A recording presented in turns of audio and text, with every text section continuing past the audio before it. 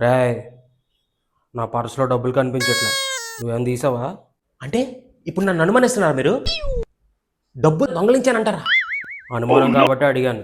నీకు ఇచ్చిన ఫీజే సరిగ్గా కట్టవు, తాగి తగలెడతావు, ఈ డబ్బులు తీయలేవని నమ్ముతానా? Yes? నేను పనిగాడు. Shut shut shut shut. నాన్న నిప్పులు వేసి నీట్గా వచ్చేస్తుంది తెలుసా బయటికి. అంత నిజాయితీ పరుడు నేను. కావాలంటే అడిగి తీసుకోండి, నేను దొంగతనం అయి చేయను, నాకు తెలీదు. ఎక్కడ పెట్టి మర్చిపోయామంటారు నాన్న, మీకే దొరుకుతుంది ఎలాండి. సరేలే వదిలే, అమ్మని డబ్బులు అడిగావంట కదా, ఎందా జాగ్రత్తగా వచ్చేట్టుకో. రాత్రి ఇంటికి వచ్చినప్పుడు వాసన చూసి ఇంట్లోకి రానేస్తా. తేడా ఏమన్నా చేసావా? లే, Oh. నాన్న డబ్బులు ఎందుకులే మనకి, నాన్న డబ్బులు నాన్నకి ఇచ్చేద్దాం. A few moments later.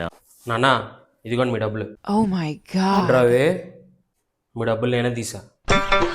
అప్పుడు ఎందుకు దొంగలించావు, ఇప్పుడు ఎందుకు ఇస్తున్నావు?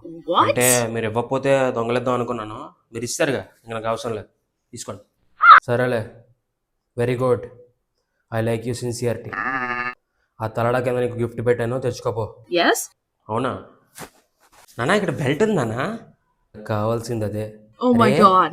తండ్రి పోలికలు రావచ్చురా, మరి ఎంతనా? నేను కూడా ఎన్నో దొంగతనం చేశాను రా. చేసిన తర్వాత ఇలా నాటకాలు ఆడలేదు రోయ్, అడిగి కానీ ఒప్పించుకున్నాను. What? మా నాన్న 2 తన్నులు తన్ను వదిలేసేవాడు. మరి ఇలానా? నువ్వు ఇది ఎలాగుంది తెలుసా, దొంగతనం చేసి జడ్జితో గొడవాడేట ఎవడో, నేను ఏలా నువ్వే చేసావు అనేసి. అలా నమ్మించావంటే ఆఖరికి నేను ఎక్కడో పెట్టి మర్చిపోయాను అనుకుంటున్నాను. పెచ్చనా ఎలా నువ్వు ఇలా ఇస్తావని తెలిసారా, ఎమోషనల్గా బ్లాక్మెయిల్ చేశాను. బయటికి నాన్న ప్లీజ్ నాన్న, ఒళ్ళంతా నొప్పులుగా ఉన్నాయి నాన్న. అమ్మా నాకు